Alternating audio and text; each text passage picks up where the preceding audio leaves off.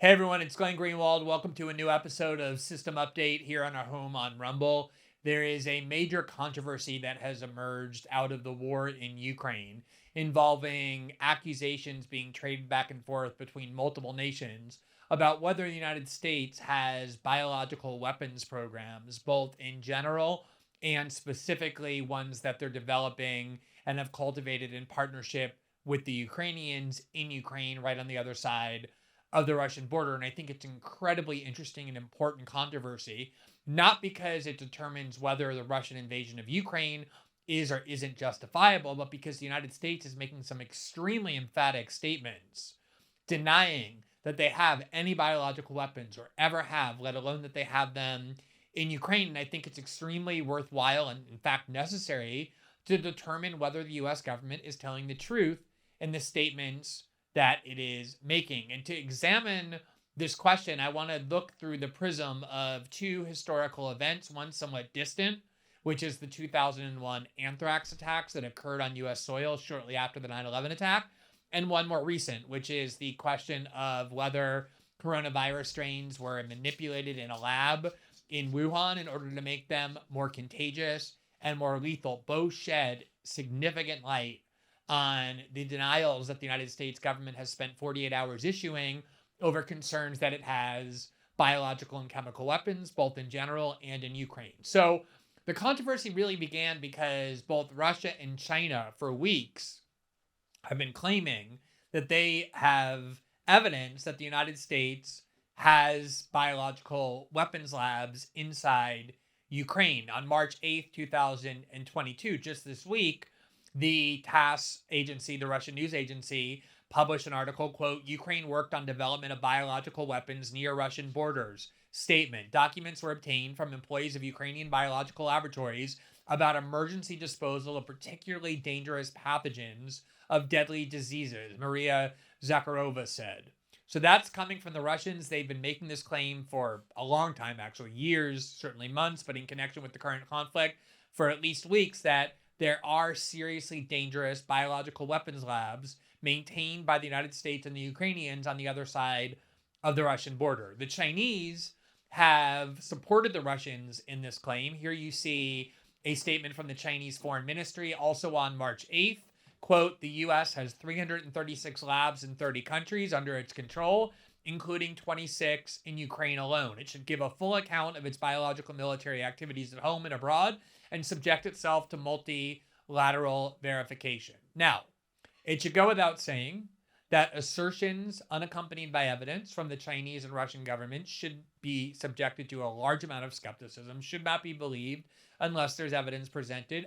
Justice is true of assertions unaccompanied by evidence from the Pentagon, the State Department, the White House, or any other part of the U.S. government. In fact, any other government. That's our duty as journalists, as citizens, to be skeptical about assertions governments make, especially during wartime when they're very prone to disseminate propaganda, lies, disinformation, unless we're shown evidence. But this is where the debate started. Both the Chinese and the Russians are emphatic that they have evidence for the existence of these labs. Now, once this claim started emerging early on in the war, American media outlets rushed to declare it a lie, false, a conspiracy theory, even though it was impossible for these news agencies to know for certain whether there were chemical weapons labs in Ukraine or biological weapons programs in Ukraine.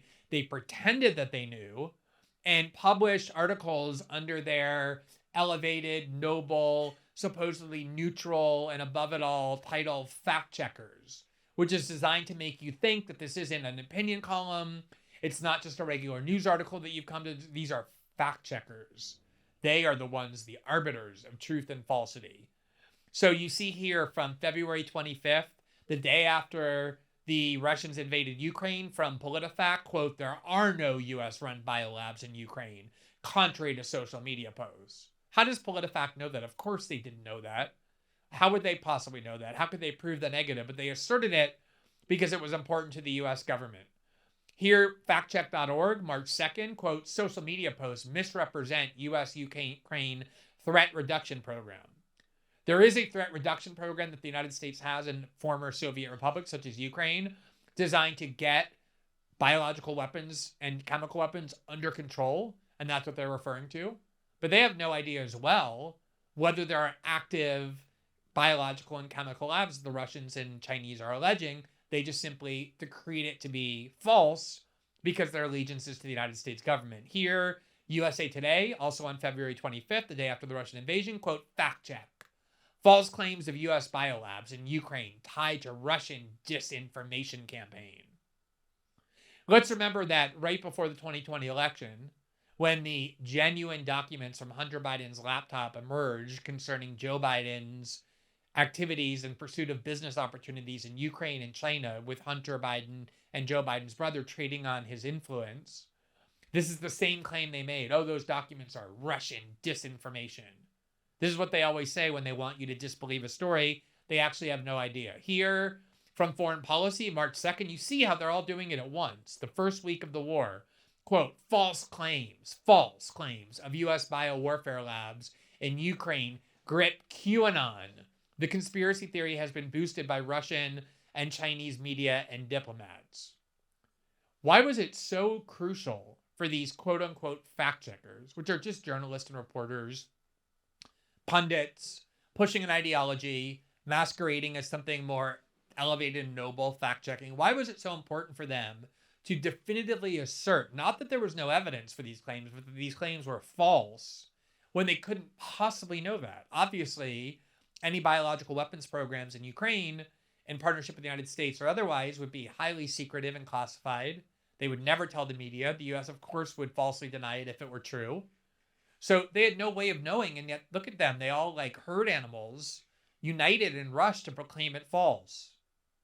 Now, I didn't talk about this issue or mention this issue because I had no way of discerning who was telling the truth or lying with these competing claims, the Russian and the Chinese on one side, the Americans and the Ukrainians denying it on the other.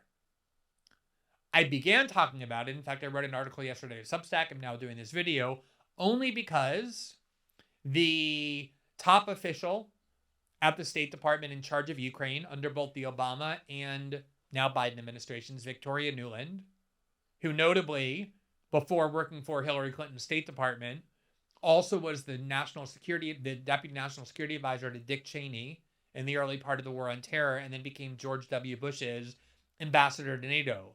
She's a classic Washington neocon and warmonger and hawk.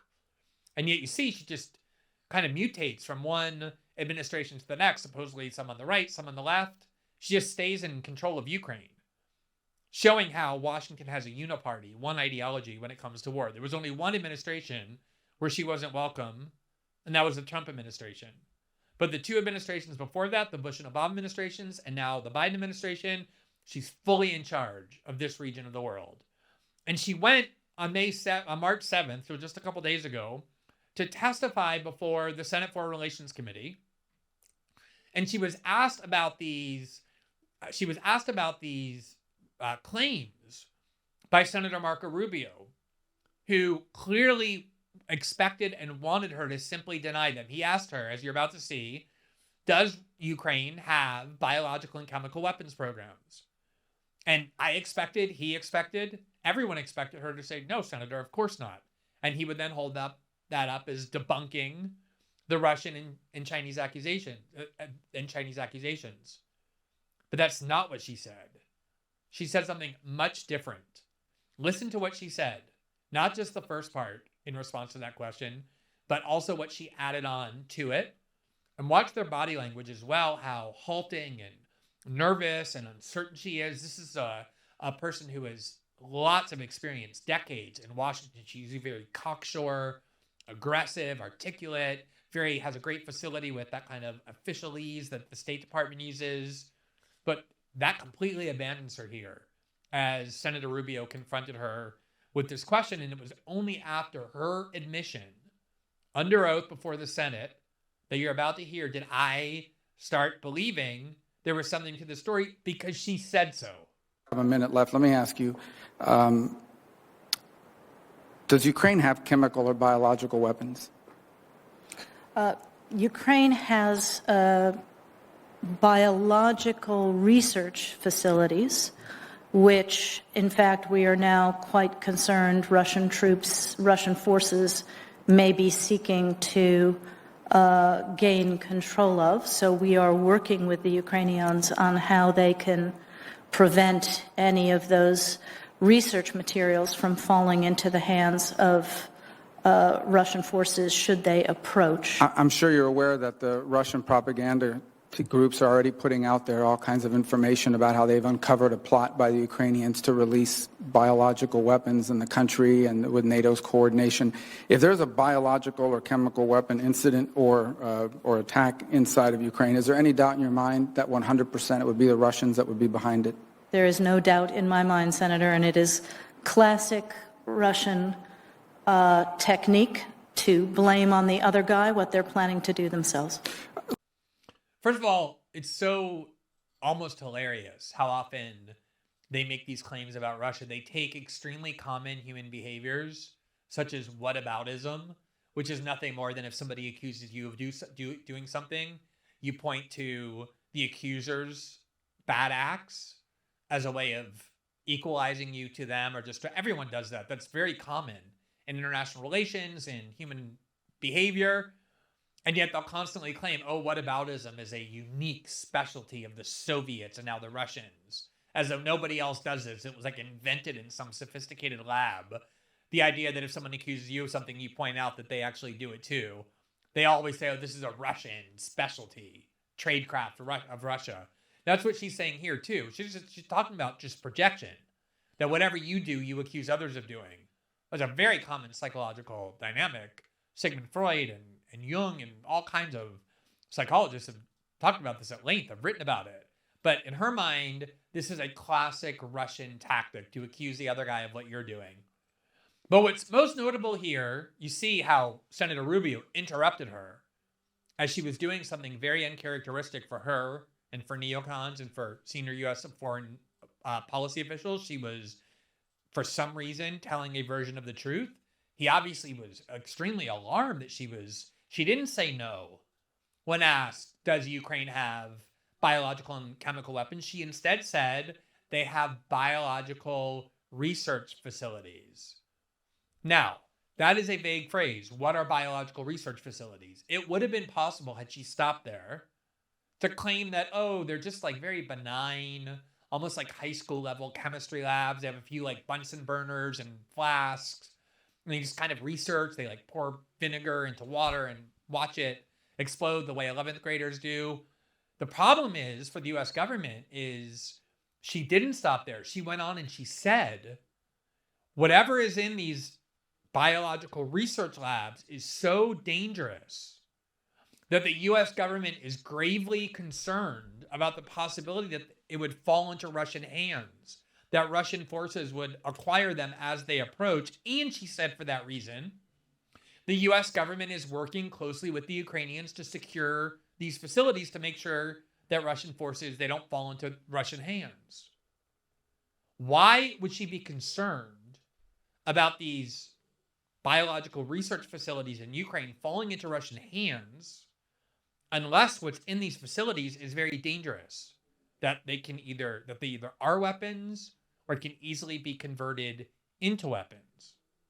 That's the obvious question that emerges from what she, in very halting, uncertain terms, said. You can speculate about why she told the truth. My guess is she was telling the truth when she said, we're actively working right this minute with the Ukrainians to make sure these labs are secured. And so when Senator Rubio asked her, does Ukraine have biological and chemical weapons, she didn't want to lie in that moment in front of a open hearing. It was in her mind that she's working on these labs, and so she told the truth inadvertently. Whatever her motives are, you can just speculate about that. She said what she said, which is not just that they have these research labs, biological research labs, but that they are sufficiently dangerous that they are very gravely concerned, very worried that they will fall into Russian hands, leading to the question, what is in these biological research labs that makes them so dangerous that you would be afraid of them falling into Russian hands? Now, obviously the Russians and the Chinese seized on this testimony. A lot of journalists, maybe not a lot, but some, including me, wrote about it and reported on it. And so people went to the U.S. government. They said, What is she talking about? What's going on here? Do you, in fact, have biological weapons programs? Remember, that was Senator Rubio's question. In Ukraine? And so the U.S. government had to come out and emphatically deny that they have biological weapons of any kind, let alone that they have them in Ukraine. Here's from a long multi-tweet thread from White House Press Secretary Jen Psaki, who sometimes appears more like the president than the press secretary, but she went onto Twitter and she wrote, quote, "We took note of Russia's false claims about alleged U.S. biological weapons labs and chemical weapons development in Ukraine. We've also seen Chinese officials echo these conspiracy theories." She went on, quote, "The United States is in full compliance with its obligations under the Chemical Weapons Convention and the Biological Weapons Convention and does not develop or possess such weapons anywhere." Quote, "It's Russia that has a long and well-documented track record of using chemical weapons, including in attempted assassinations and poisoning of Putin's political enemies like Alexei Navalny. Now that Russia has made these false claims and China has seemingly endorsed this propaganda, we should all be on the lookout for Russia to possibly use chemical or biological weapons in Ukraine and to create a false flag operation using them. It's a clear pattern." That is an extremely dangerous prediction, that Russia is now about to use biological or chemical weapons inside Ukraine, that they will claim that it comes from the Ukrainians in the United States. The United States will claim that it actually comes from Russia. You're talking about a weapons of mass destruction attack on European soil where both sides are going to dispute who is responsible. She's predicting basically that that will happen. But I think it's really important to understand how eager the government was to deny this. Here is Pentagon Press Secretary John Kirby, who similarly stated, quote, "We are not developing biological or chemical weapons inside Ukraine. This is textbook Russian propaganda." The State Department got into the act. They posted this statement on Twitter, quote, "Fact, the United States does not have chemical and biological weapons labs in Ukraine."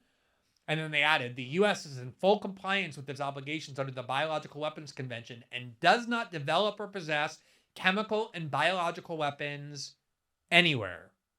Here's the State Department, the Kremlin's allegations of chemical and biological weapons laboratories in Ukraine. They said it does not own or operate any chemical or biological labs in Ukraine. It's in full compliance with these treaties. It does not develop or possess such weapons anywhere. It is Russia that has such programs, and they're in violation of the conventions. So that's the U.S. government's position. We do not ever have chemical or biological weapons. We're in full compliance with the treaties that ban any country from developing chemical or biological weapons, and it's Russia, the Russians, that do that, not us. Now, is the U.S. government telling the truth? We don't know.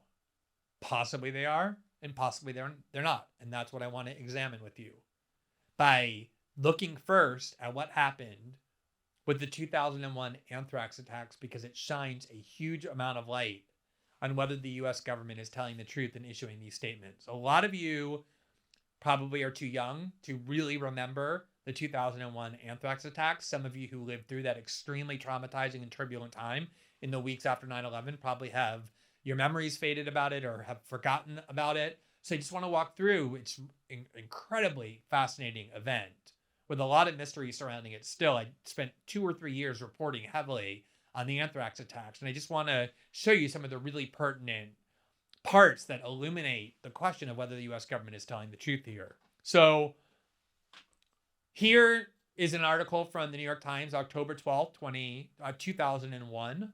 So just a month after the 9/11 attacks, quote, "Anthrax found in NBC News aid. An assistant to the NBC anchor, Tom Brokaw, has tested positive for anthrax infection more than 2 weeks after she opened a threatening letter addressed to Mr. Brokaw that contained a white powder," officials said yesterday. Now, it is impossible to overstate the significance of the anthrax attacks on the mindset and psyche of the American public. Obviously, 9/11 was an incredibly traumatizing event. 3,000 Americans died. It was done in spectacular fashion. But for a lot of Americans, they looked at it and they saw that it was actually isolated in power centers in Washington and New York. And therefore, people who lived in other parts of the country could maintain some psychological distance. The anthrax attacks changed all of that. They were highly weaponized strains of anthrax, not the kind that occur in nature, but manipulated in labs, highly, highly sophisticated science that weaponized them. And they were sent through the mailboxes to numerous prominent figures like Tom Brokaw, like Senator Tom Daschle, and many others. It ended up killing 5 people, people who worked at the post office, people who just ran into the anthrax in the course of its travel. And it convinced people, this is like James Bond stuff now, and it's not just people who live in New York and Washington. It's actually coming right through our mailboxes, like the most sacred place of American suburbia. Everybody felt threatened by this, really unsettled. You cannot overstate the importance of the anthrax attacks. And what was so alarming about them was that the U.S. government was saying this is not naturally occurring anthrax. Somebody manipulated it into a weapon, into a biological weapon. That's what made it so scary. Here was the letter that accompanied at least several of the envelopes containing the anthrax. Here's the one to Tom Brokaw. Quote, it's dated September 11, 2001, obviously intended in the public mind to link it to 9/11. This is next. Take penicillin now. Death to America. Death to Israel. Allah is great. Obviously intending to create the impression that the same people who perpetrated 9/11 were the ones behind the anthrax attacks. Now, here is a video clip from ABC News on October 15, 2001, just to give you a sense for what was in the air about these anthrax attacks. For those of you who don't remember it, those of you who didn't live through it, look how terrifying this was. From where that was mailed. Also today, anthrax was discovered in the Boca Raton post office in Florida that handled mail for the American Media Company, where one person died from anthrax. A senior federal health official told ABC News the strain of anthrax found in Florida is confirmed as the so-called AIM strain, a strain originally cultivated in Iowa but used in research laboratories around the world. Leading authorities on biological agents say the AIM strain strongly suggests a sophisticated operation. At the White House, President Bush was asked if there is a connection to Osama bin Laden. We're making sure that we connect any dots that we have to find out who's doing this. And I wouldn't put it past him, but we don't. Now, you hear there, that the only thing we knew for sure is that somebody weaponized this strain. This was a biological weapon. We didn't know who did it. They were obviously suggesting it was Osama bin Laden, but there was no proof. But there you see George Bush at least giving credence to that theory. But what happened almost immediately after was that leaks started coming from the government through the media, through ABC News specifically, designed to blame Saddam Hussein for the anthrax, claiming that they did an analysis on the anthrax and discovered the presence of a clay substance called bentonite, which they tried to imply was some incredibly nefarious substance. In reality, it's just the clay that's used in cat litter. It's incredibly common.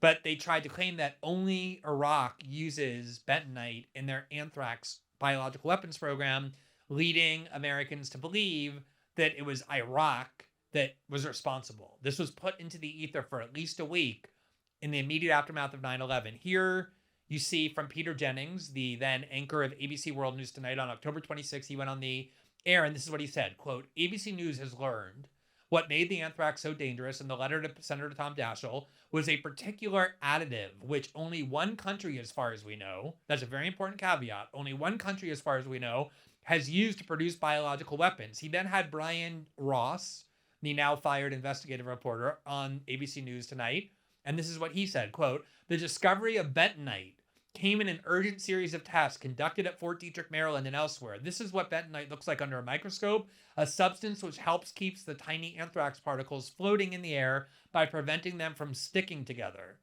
It is possible, said Brian Ross, other countries may be using it too, but it is a trademark of Saddam Hussein's biological weapons program.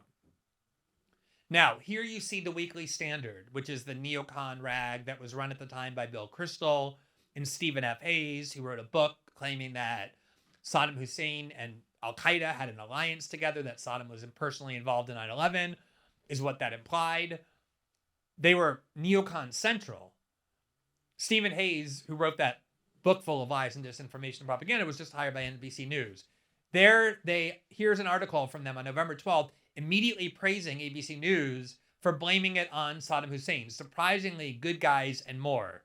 This was a neocon scheme to blame the sophisticated attack on Iraq because they, even before 9/11, had designs on overthrowing Saddam Hussein. Quote, on the critical issue of who sent the anthrax, it's time to give credit to the ABC website, abcnews.com, for reporting rings around most other news organizations. This is what the Weekly Standard said.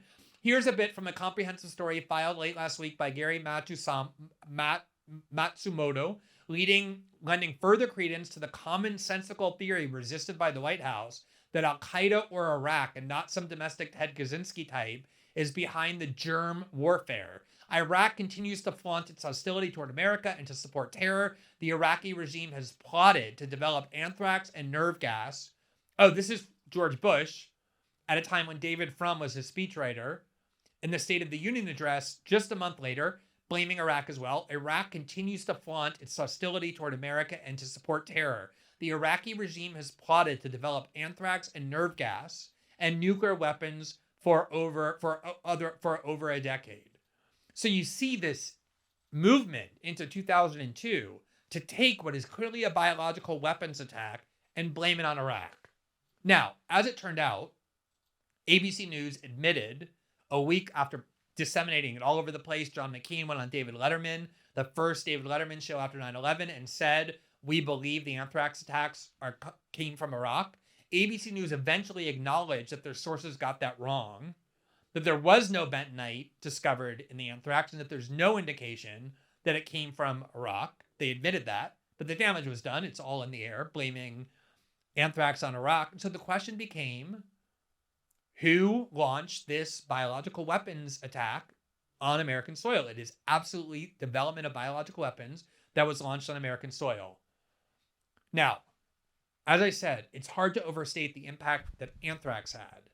People remember that 9/11 is what caused the trauma, but the anthrax attacks really, that's what got Americans so unraveled. Here's an article by the Washington Post longtime columnist Richard Cohen.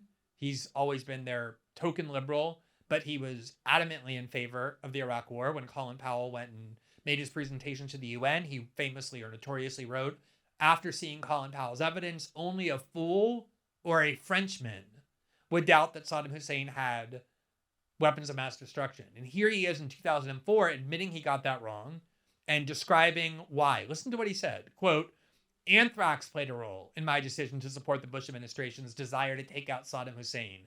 I linked him to anthrax, which I linked to September 11th. I was not going to stand by and simply wait for another attack, more attacks. I was going to go to the source, Hussein, and get him before he could get us. As time went on, I became more and more questioning, but I had a hard time backing down from my initial whoop and holler for war. That's an amazing admission that he, the Washington Post columnist for foreign policy, believed that it was Saddam Hussein who was behind both the 9/11 attacks and the anthrax attacks. Here he was in 2008 in Slate, once again revisiting and doing a mea culpa for all the columns he wrote cheering on the Iraq War, entitled, How Did I Get Iraq Wrong? Listen to what he said about the anthrax attacks. It's always been so mysterious to me. Listen, he's explaining why he supported Iraq, the war in Iraq. Quote, anthrax. Remember anthrax? It seems no one does anymore. At least it's never mentioned. But right after the terrorist attacks of September 11, 2001, letters laced with anthrax were received at the New York Post and Tom Brokaw's office at NBC. In the following days, more anthrax-contaminated letters were received by other news organizations, CBS News and presumably ABC, where traces of anthrax were found in the newsroom. Weirdly, even The Sun, a supermarket tabloid, also got a letter, and a photo editor, Bob Stevens, was fatally infected. Other letters were sent to Senator Tom Dassel's office. In Washington, D.C., a postal worker, Thomas L. Morris Jr., died. There were ample reasons to be afraid. The attacks, he said, were not entirely unexpected. I had been told after September 11th to secure Cipro, the antidote to anthrax. The tip had come in a roundabout way from a high government official, and I immediately acted on it. I was carrying Cipro way before most people had ever heard of it. For this and other reasons, the anthrax letter appeared linked to the awful events of September 11th that all seemed one and the same. That is a longtime, highly connected Washington Post columnist who lives in Washington admitting that before the anthrax attacks, he was warned by a high government official that he should use Cipro, which is the antidote to anthrax. And he admits that he walked around carrying it because of that. He didn't tell anybody. He kept that to himself, quite selfishly. But that was a critical factor in why America was so willing to go to war. Not the fact that it happened only on American soil, a biological weapons attack, but the question of who to blame. Now, as it turned out, the U.S. government didn't know for years who was behind that. They originally pursued a U.S. Army scientist, Stephen Hatfill, and made public their suspicions about him, ruining his reputation. They ultimately admitted he was not the anthrax attacker. He sued and won millions of dollars from the U.S. government. But on August 6, 2008, the U.S. government and the FBI did a press conference announcing that they had discovered the real anthrax attacker. And according to the FBI, not according to me, according to the FBI, still to this very day, the biological weapons that were unleashed on American soil in the form of weaponized anthrax came not from Al-Qaeda and not from Saddam Hussein, but came from a U.S. Army lab in Fort Detrick, unleashed by an infectious disease scientist named Bruce Ivins, who worked in the U.S. Army lab, where he cultivated this weaponized version of anthrax, a biological weapon. And then before they could arrest him, he killed himself, says the FBI, which means they never had to prove the case against him in a court beyond a reasonable doubt. But listen to the FBI's own explanation of how this biological weapon that the U.S. government says we never develop, we never possess, it's a violation of the treaties, was in fact being developed in a U.S. Army lab under the supervision of Dr. Fauci. Not saying he was involved, but that is true. That these biological weapons, highly sophisticated and lethal, were manipulated and built in a U.S. Army lab by U.S. Army scientists. A 7-year mystery solved. We are confident that Dr. Ivins was the only person responsible for these attacks. The government has released dozens of documents it says prove Army microbiologist Bruce Ivins was behind the 2001 anthrax attacks that killed 5 and chilled a nation. Among them, one alleging Ivins had sole custody of highly purified anthrax spores with certain genetic mutations identical to the poison from the attacks. Another saying he was not able to give a good enough explanation for late lab work hours around the time of the attacks, painting a picture of a deeply troubled genius bordering on desperation at being caught, and who killed himself as authorities closed in. We stand here today firmly convinced that we have the person who committed those attacks, and we are confident that had this gone to trial, we would have proved him guilty beyond a reasonable doubt. It's quite a claim that not only did this person who they are certain acted completely alone in this attack that played such an important role in enabling the Iraq War, gosh darn it, he killed himself right as we were about to arrest him. So that means we never can and have to prove the case against him in court. Our evidence will never be tested. It'll never be cross-examined. We'll never have to give any evidence that we don't want you to see, because that would be our obligation if it went to trial. But we want to assure you, we know, we have high amounts of confidence that it came from the U.S. Army lab. Now, if you believe them, what that means is that the U.S. government developed biological weapons, and scientists working for that government used that weaponized anthrax and unleashed a biological weapons attack on American soil. Now, the reality, though, is that there was a huge amount of doubt about whether the FBI was telling the truth, whether the FBI's case was actually persuasive. And it didn't come from the fringes of the internet. It came from the most mainstream sources.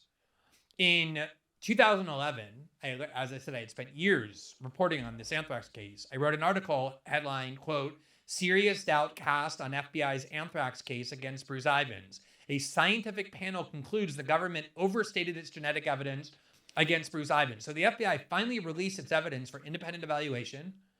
The panel of independent scientists released a report saying that the genetic evidence on which the FBI was relying to link the attacks to Dr. Ivins was not nearly as dispositive or concrete or persuasive as they claimed.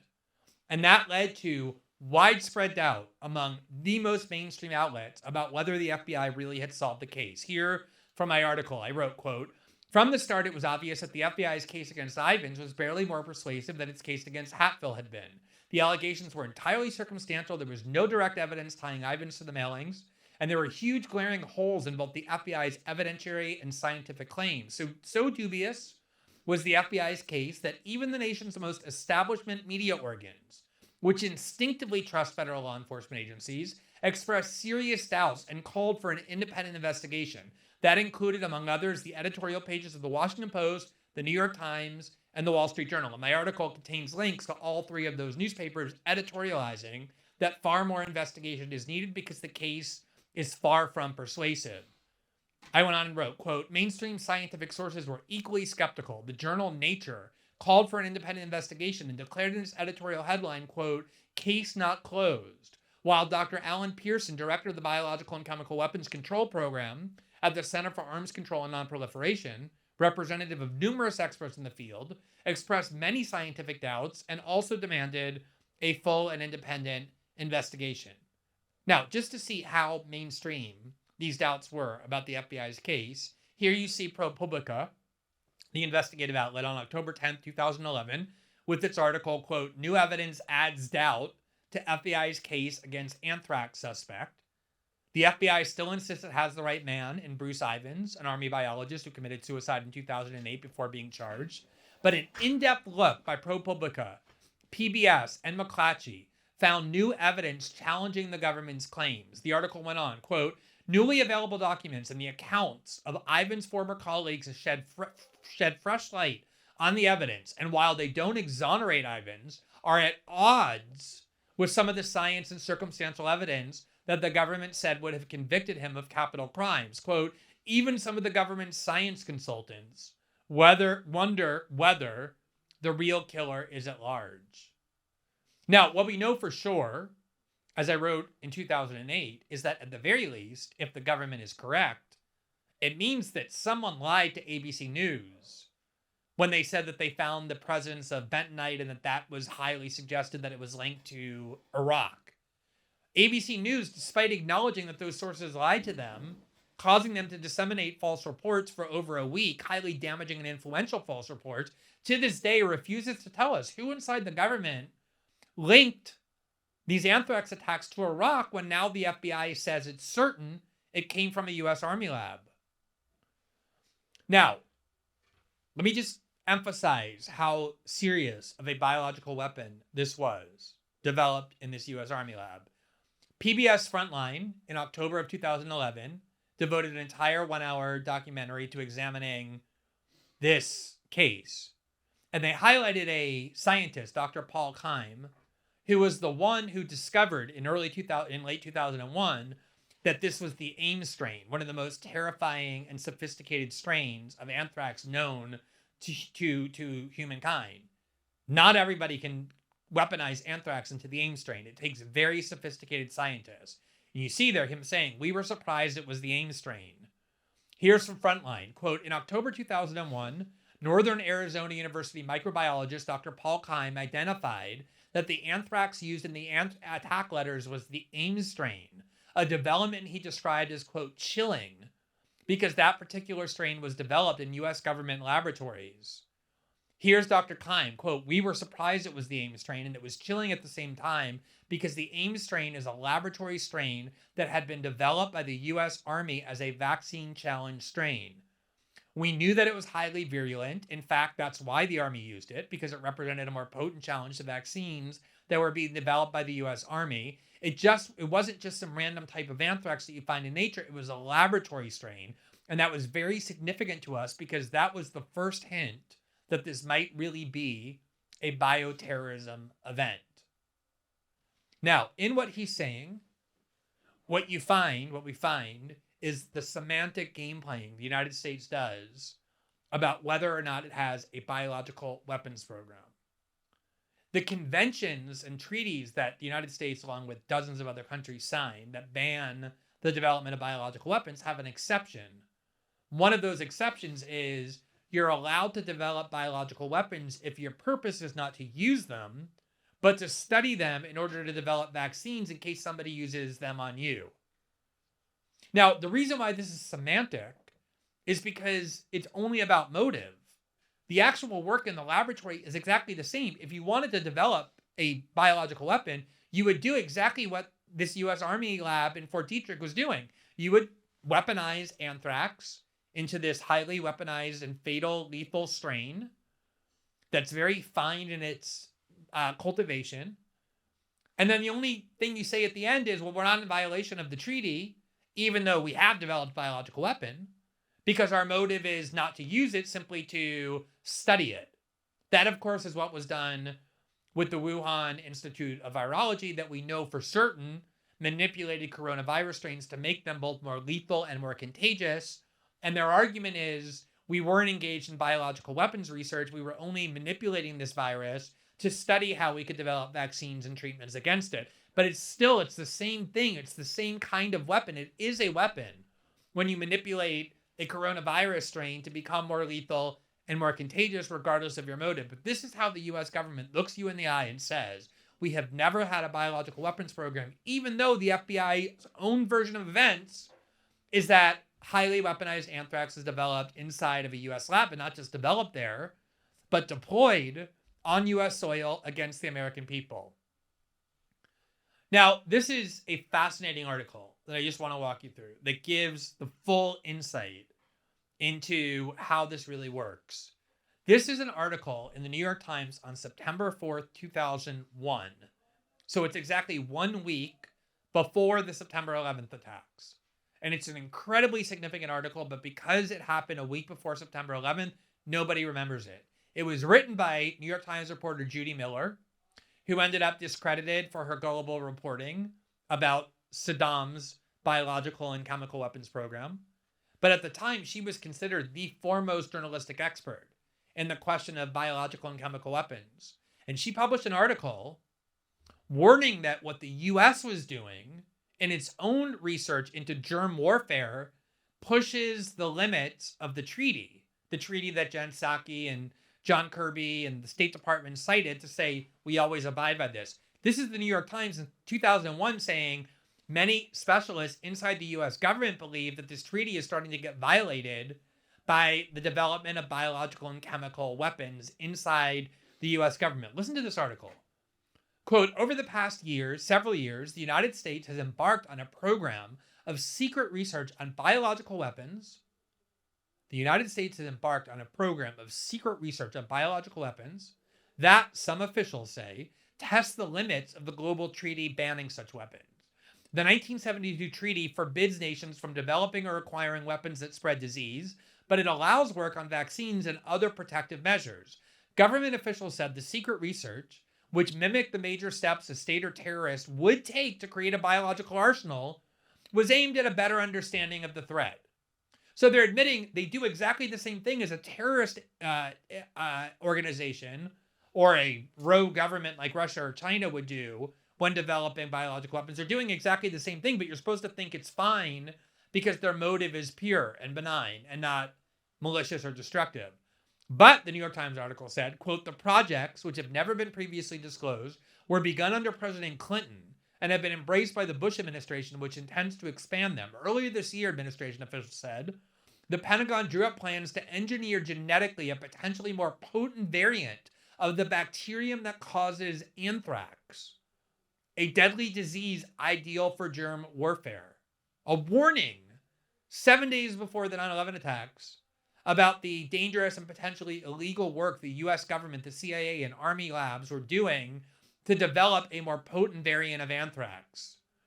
During the Cold War, both the United States and the Soviet Union produced vast quantities of germ weapons, enough to kill everyone on Earth. Eager to halt the spread of what many called the poor man's atom bomb, the United States unilaterally gave up germs arms and helped lead the global campaign to abolish them. By 1975, most of the world nations had signed the convention. In doing so, they agreed not to develop, produce, acquire, or stockpile quantities or types of germs that had no, quote, prophylactic, protective, or other peaceful purposes. They also pledged not to develop or obtain weapons or other equipment, quote, designed to use such agents or toxins for hostile purposes or in armed conflict. But there were at least two significant loopholes. The pact did not define, quote, defensive research or say what studies might be prohibited, if any, and it provides no means of catching cheaters.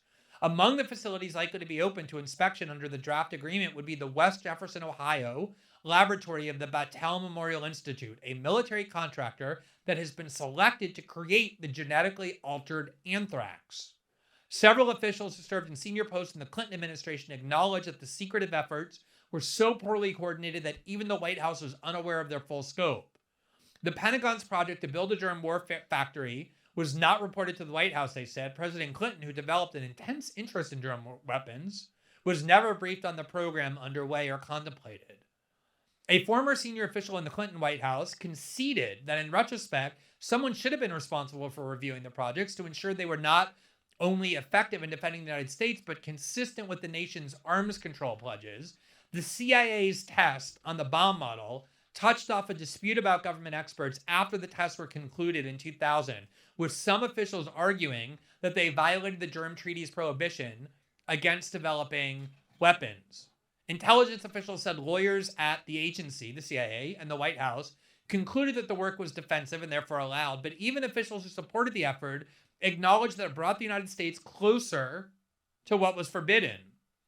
It was pressing how far you could go before you do something illegal or immoral, recalled one senior official who was briefed on the program. So we know from the anthrax attacks and from this incredible New York Times article the week before 9/11 that the United States government was absolutely developing biological and chemical weapons. Their justification was that they had good motives secretly in their head, but the work itself is exactly identical. So when the U.S. government insists emphatically we do not develop biological weapons, understand that that is perfectly consistent with having labs to develop biological weapons. As long as they believe our goal is not to unleash them or deploy them or use them in attacks, just to study them, they can have biological weapons that they built and still tell you they don't have a biological weapons program and believe they're telling the truth. That's how much game playing there is going on with these denials. Now, as I said, it's very similar, not just to the 9/11, the anthrax attack and what happened with the U.S. Army lab and with this prior pre-9/11 research, but also with what happened with COVID.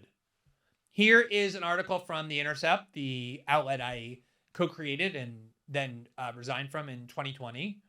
They actually did a good job. They filed a FOIA request for all the materials that shed light on whether the U.S. was really, what kind of programs the U.S. was funding in China regarding the coronavirus. Now, my view and my belief is that they did this because they wanted to exonerate Dr. Fauci. This was done at a time when there were a lot of claims being made by Senator Rand Paul and others that Dr. Fauci had funded Chinese research that was designed to manipulate the coronavirus to make it more lethal and more contagious, gain-of-function research, which Dr. Fauci denied. And I believe the goal of The Intercept in this FOIA request is to get these documents to show, no, look, the right wing is lying again. Dr. Fauci is correct. That's not the kind of research that was being funded by the U.S. What they discovered instead was exactly the opposite. And to their credit, I guess, they told the truth about what these documents revealed. It was exactly the opposite. It was that the U.S. was indeed working with the Chinese scientists to manipulate coronavirus strains. Quote, newly released documents provide details of U.S.-funded research on several types of coronaviruses at the Wuhan Institute of Virology in China. The Intercept has obtained more than 900 pages of documents detailing the work of EcoHealth Alliance, a U.S.-based health organization that used federal money to fund that coronavirus research at the Chinese laboratory. The trove of documents includes 2 previously unpublished grant proposals that were funded by the National Institute of Allergy and Infectious Diseases, as well as project updates relating to EcoHealth Alliance research, which has been scrutinized amid increased interest in the origins of the pandemic. Quote, this is a roadmap to the high-risk research that could have led to the current pandemic, said Gary Raskin, executive director of U.S. Right to Know, a group that is investigating the origins of COVID-19. One of the grants, titled Understanding the Risk of Bat Coronavirus Emergence, outlined an ambitious effort led by EcoHealth Alliance President Peter Daszak to screen thousands of bat samples for novel coronaviruses. The research also involves screening people who work with live animals. The documents contain several critical details about the research in Wuhan, including the fact that key experimental work with humanized mice was conducted at a biosafety level 3 lab at Wuhan University Center for American Animal Experiments, and not the Wuhan Institute of Virology as was previously assumed.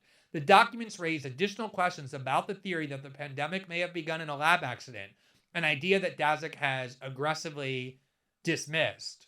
The Bat Coronavirus Grant provided the EcoHealth System Alliance with a total of $3.1 million, including $599,000 that the Wuhan Institute of Virology used in part to identify and alter bat coronaviruses likely to infect humans. Even before the pandemic, many scientists were concerned about the potential dangers associated with such experiments. The grant proposal acknowledges some of these dangers. Quote, fieldwork involves the highest risk of exposure to SARS or other coronaviruses while working in caves with high bat density overhead and the potential for fecal dust to be inhaled. We don't know for certain to this very day whether the coronavirus was zoonotic and made a natural leap from other species to humans, or whether it leaked from the Wuhan Institute of Virology. The Biden administration says it doesn't know and is still investigating.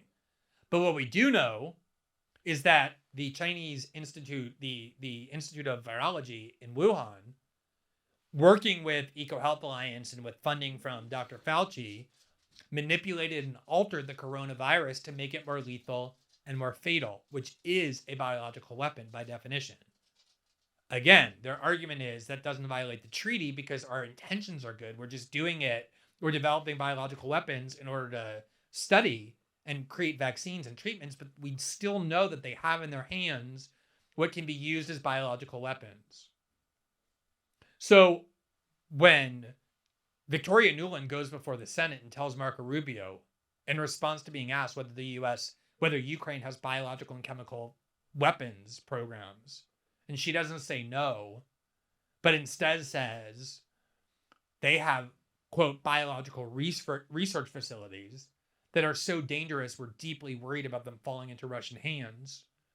That strongly suggests that research can be used to create biological weapons, if not, in fact, this lab already containing biological weapons. Either they're dual purpose, to be used for research or weapons, or they're actually weaponized. Otherwise, why would she be so worried? And when the U.S. government comes out and emphatically denies that they have a biological weapons program, all they mean is that they don't have weapons with the wedded intention to use them. It doesn't mean they don't have these weapons and that these labs aren't biological weapons labs.